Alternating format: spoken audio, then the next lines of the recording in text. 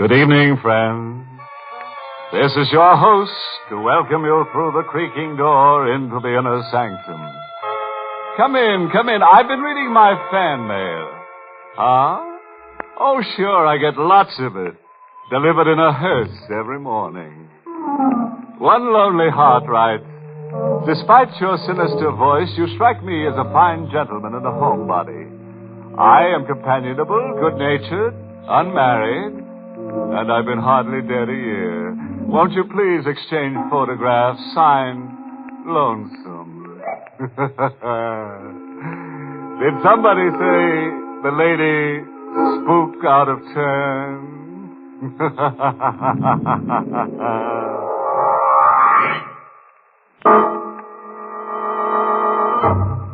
Tonight's Inner Sanctum mystery, The Devil's Fortune, was written by John Robert and stars Carl Swenson in the role of Tracy with Charles Irving as McNamara.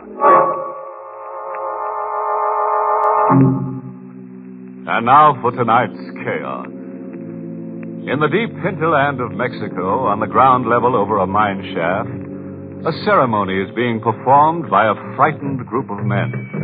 A ceremony of fear. Drums beat, and a roaring fire licks at the night sky. Underground in the mine called El Fortuna Diablo, the Devil's Fortune, floodwaters rise slowly to choke off all life in the shaft. Clinging to the elevation of a ledge, trapped and at bay, with the waters lapping at his ankles, is a young man. His expression is desperate as he fires a gun into the subterranean shadows at an unseen target. Give me a break, Mac. I got a right to live. You wasted bullets, Tracy. You better come out with your hands up or drown. I'm waiting just around the alley. Yeah, with your gun cocked, ready to shoot me down. Just waiting. Take all the time you need making up your mind, Tracy. Choose the way you want to die. Choose the way I want to die. Mac will get me even if it costs him his own life. Mac happened to me in a furnished room across the border in El Paso. I came out of a stupor one morning, opened my eyes blearily, and there was Big Mac sitting on a chair. Hey, who are you, mister? Never mind, kid. Right now, you're more interested in the third man in the room. Third man? Over there, propped in the corner, with a knife stuck in his chest. Well, Recognize him? yeah, sure. Coombs. We were making the rounds together last night. Who killed him? You did. Check the knife. See if it's yours. I'll give you the details, kid. At about 2 a.m., you got into a quarrel with Coombs outside the Hotel Navajo. I happened to be around, taking it all in. You're a mining engineer, but you haven't worked in a year. You were stewing over your hard luck. You took it out on Coombs. It's hard to believe that... Take the corpse's pulse, and then believe it.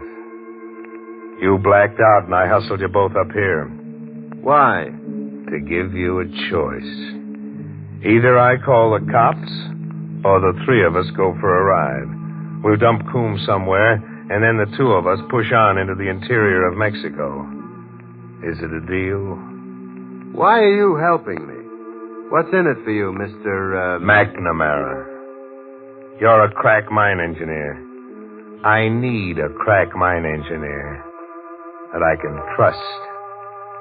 Your knife in Coombs means I can trust you anytime, anywhere. We dumped Coombs, and 2 days later we were 500 miles inside Mexico. Mac? Huh? I've been thinking. That story that you palmed off on me about Coombs. You stuck that knife in him. Maybe. But you'll never be able to prove it now. Mac, you're crazy. And you're soft. Soft and sentimental. The world's an anthill. Knifing Coombs was like stepping on an ant. Get tough, Tracy. Think big. How? big? This big. I've got a map here. Yeah. Read off the name. El Fortuno Diablo. An abandoned gold mine just outside a native village called Alicante. All boxed in and boarded up. Hasn't been worked in 20 years. A fortune's been laying around begging for takers. Well, why hasn't anybody worked the mine? Fright. They're all petrified with fright. From the owner, a chump named Parento, right on down the line to everybody in town. There's a legend about the mine that scares them. The devil is supposed to make his headquarters there.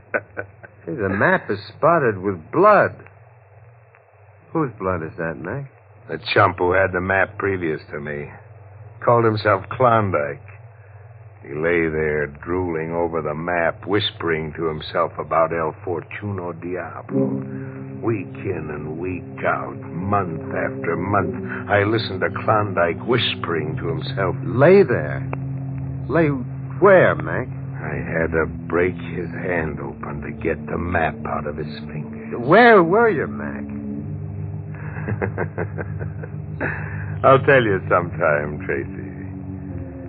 Sometime when you get out of line, maybe, you'll wish I hadn't told you.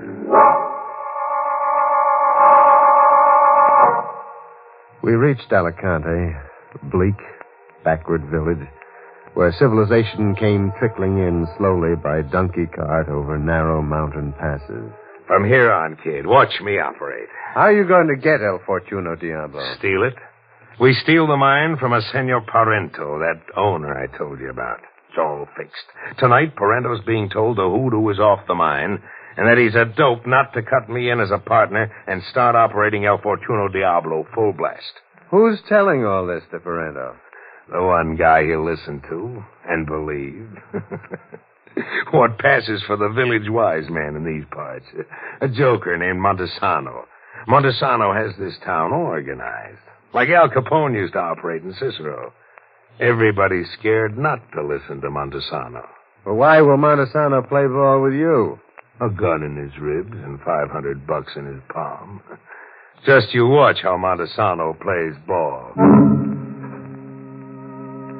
I watched Montesano bat a home run for McNamara.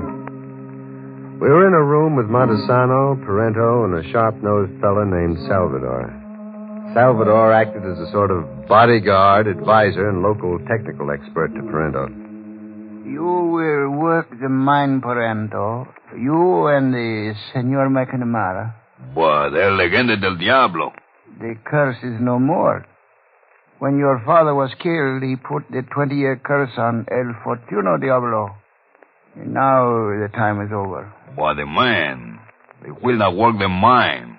In all Alicante, I can find nobody to work the mine. You will tell everybody in Alicante and in the mountains that Montesano say it is good to work the mine. Machinery trickled in by cart over the mountain passes.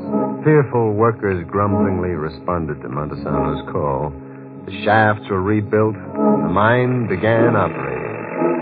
At the end of the first week, McNamara played his trump card. He stole the mine. It was Sunday, the day off. Parento and his man Salvador had just left the conference with Mac. Mac was laughing. The kind of laugh that meant he was grinding his heels into an anthill again. Happy days, Tracy. You've pushed your master plan another foot forward, huh? Oh, my old Tracy. Take a gander at this. It's a contract for purchase. For $1 and other valuable considerations, Parento signs the whole mine over to Mr. McNamara. Parento signed this? He did. But he thought he was signing a requisition for supplies from Tampico. I pulled the old document switch on him. Mac, that's an outright steal. Parento will call you a liar and a thief. He'll never get that chance, Tracy. Mac, what are you up to with Parento? Parento and his stooge, Salvador, have just gone into the mine for an administrative look-around. At my suggestion. And, Tracy, I've got a hunch they're going to meet up with that El Diablo. Mac, what have you done? Those other valuable considerations I gave Parento. They were a couple of lunch boxes, packed nice and appetizing with chicken sandwiches and hot drinks. In just 1 minute, I'm going to pull the steam whistle cord so that Parento and Salvador get the idea that it's noontime and they're hungry. Minute's up. Mac, what's the connection? What have lunchboxes got... Mac! Now you're smartening up, kid. The box is open on a wire like a booby trap. Reach for a sandwich and smoke gets in your eyes. Mac, I'm not going to let you blow up. Freeze, chump. This is a gun in your ribs. You're itching to throw in with Parento and Salvador. Mac!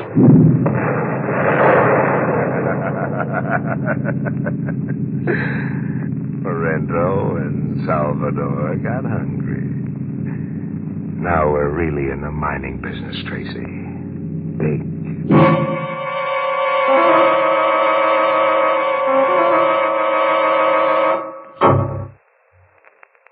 One thing about that McNamara, he's a doer. He follows through to the other guy's end. Quite a yarn heating up, We're 10 minutes out and 3 stiffs already. Now, there's a lopsided chemical formula for you. The more characters chilled, the hotter the story. Poor Tracy. What do you bet he wishes he never went to engineering college? He never dreamed his school diploma would be a certificate for burial. Well, let's get back to the devil's playground, shall we? When the bodies came out of El Fortuno Diablo, Mac and I were out walking. The idea was the Sunday explosion happened mysteriously while we were away. That night at the hospital, I talked to the local doc. Poor Parento. We didn't even find enough of him to make a decent burial. Oh. Blown to bits.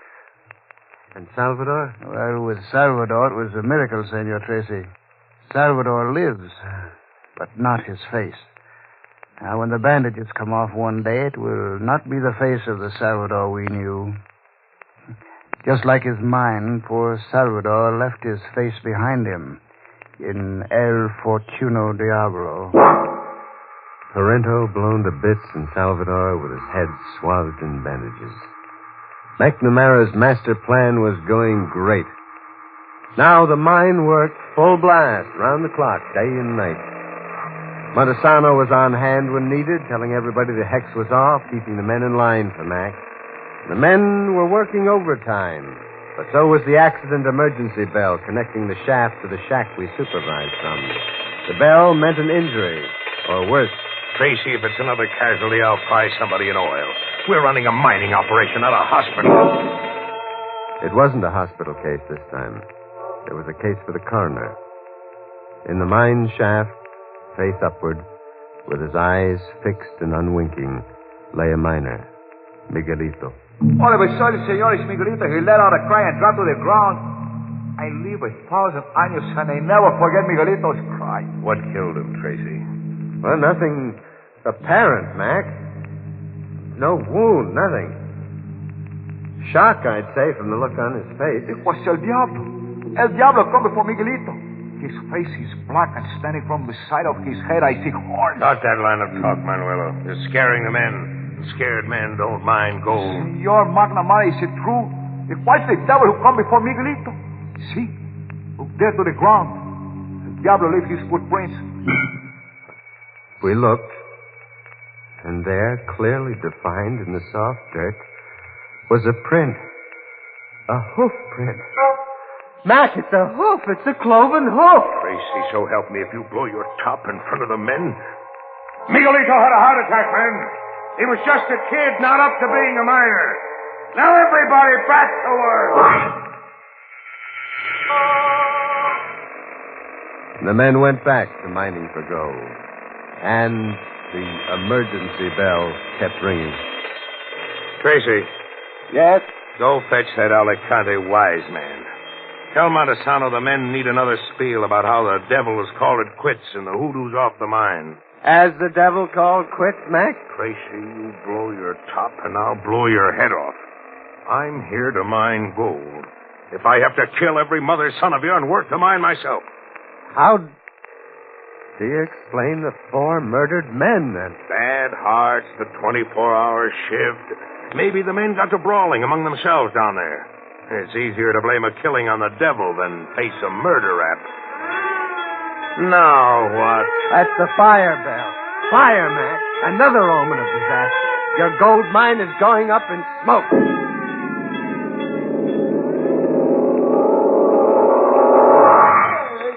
Mine with the raging inferno. Mac ran around like a wild man, barking orders, working with superhuman energy. Farewell, get that equipment going. Beat the fireman and I'll double everybody's pay. Hey, Haskell, You let the fire get out of control and lose the mine, and I'll sing every living one of you a farewell lullaby with this. Mac was threatening them with a sample submachine gun spray. He meant mass murder, and the men knew it. Now you're slowing up, man. Maybe a little music will give you more inspiration. It was an impossible task, but the men got the fire out.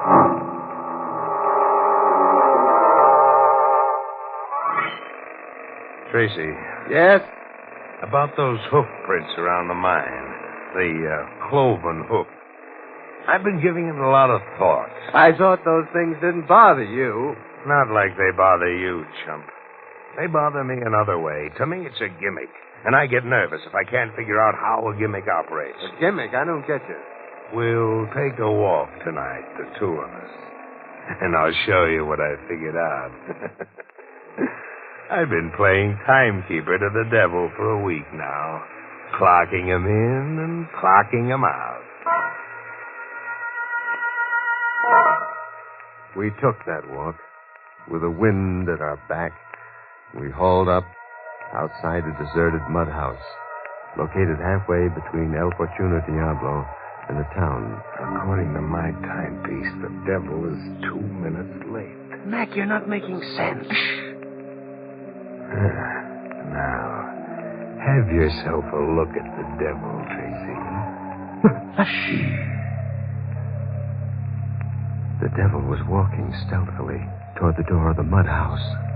He looked just like Manuelo had described him. Black from head to foot, horns rising from his skull, and feet formed into hooves. We watched him enter the house. Here, Tracy, you've seen the devil before your time. Now we scram as quiet as we can get. Mac, what does it mean? It's a gimmick, and a smart cookie's got a monopoly on it. Scare the bejabers out of everybody, knock heads together, knock a few guys off, and then sell protection. I watched Capone work that gimmick in Cicero once.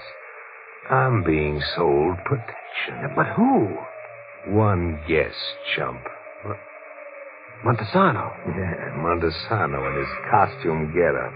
Montesano tells the men the hex is off El Fortuno Diablo for a fee, and then scares them all over again and gets me to cough up some more. And you're letting him get away with it? Sure. I'm not letting him on yet. I like a man who thinks big, like friend Montesano. Besides, the men listen to him. And I'm still here to mine gold. Mac was there to mine gold one way or another at any cost. But he wasn't going to get any gold. What's the story of the sampling, Tracy? You're not getting any gold. All El Fortuno Diablo has for you is this. Salt. You haven't got a gold mine, Mac. You've got a salt mine. You keep the report under your hat, Tracy. Mine operations will go on exactly as they are. It's crazy. The salt isn't worth the transportation. We're not mining salt.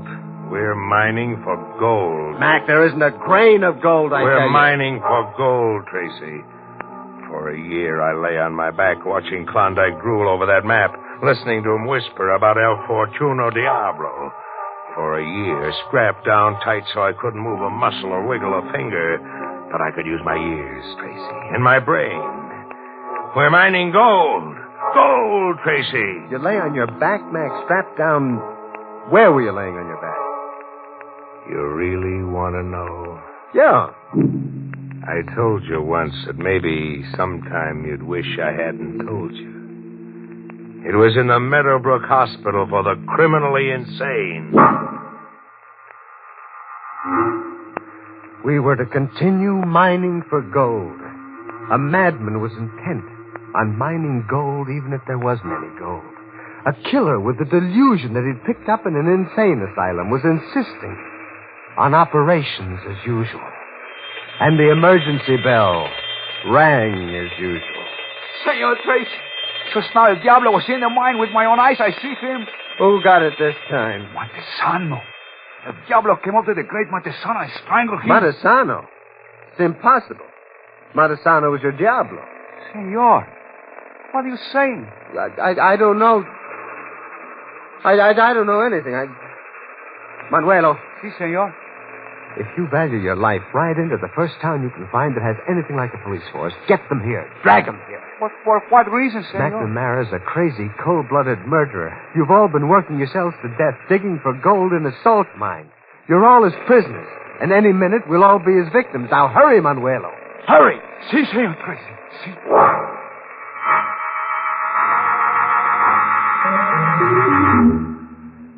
Manuelo didn't get far. Max stopped him outside. Then he came after me. I ran in panic into the mine. Here, in the trap. The waters are rising. Max around an L somewhere in the tunnel, waiting in ambush. And I have got a choice. Drown or meet Max bullets head on. Tracy, your time's running out. Max, I got a right to live! You blabbed to Manuelo, and he spread the word. I told you I came here to mine gold, and you blabbed to Manuelo. There isn't any gold! I worked my straps free at Meadowbrook and strangled Klondike to get that map. I shot up a Kansas bank to get the money to buy mining equipment. All that so I could mine gold. You hear, Tracy? Mine gold! Max! What happened, Max? Hit, Tracy? You got me. Liar, I didn't even fire. It's a trick to lure me out. Max shot into the air to confuse me. He's there behind an L where I can't see him in ambush. Max! Max! He cannot hear you, Senor Tracy. Mac, he's dead. El Diablo. It's the devil standing there. Like Manuelo described him, black from head to floor with horns rising from his skull. How many devils are there around here? First Montesano, now you? Montesano was a faker. To seize tribute, he do many things. Kill many men. I have come to know, senor, that there is no Diablo. No devil? You're not standing there, huh? But I am real, senor. Behind this face, I am Parento. Parento? They couldn't even find enough of you for a decent burial. For Salvador, they could not find. In the hospital, the doctor agreed that Parento will drive the devil from El Fortuno Diablo. And the police agree Parento will be their deputy. You killed Montesano and McNamara? Si, senor. What is so funny, senor? McNamara. I was thinking of Mac's master plan. He never figured that booby trap he planted in your lunchbox would blow up in his face.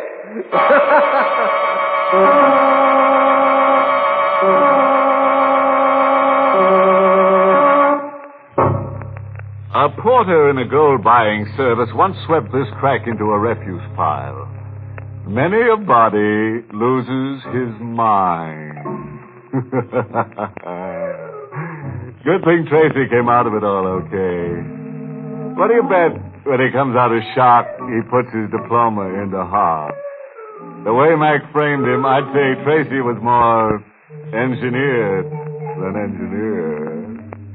So Montesano, the Al Capone of Alicante, got his unexpectedly. The only thing he'll collect from now on is dust. The greedy old devil.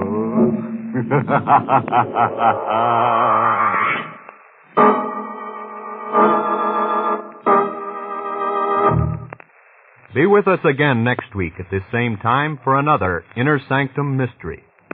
This program was originally heard in the United States over CBS, the Columbia Broadcasting System, and has been rebroadcast for servicemen and women overseas through the facilities of the United States Armed Forces Radio Service, the voice of information and education.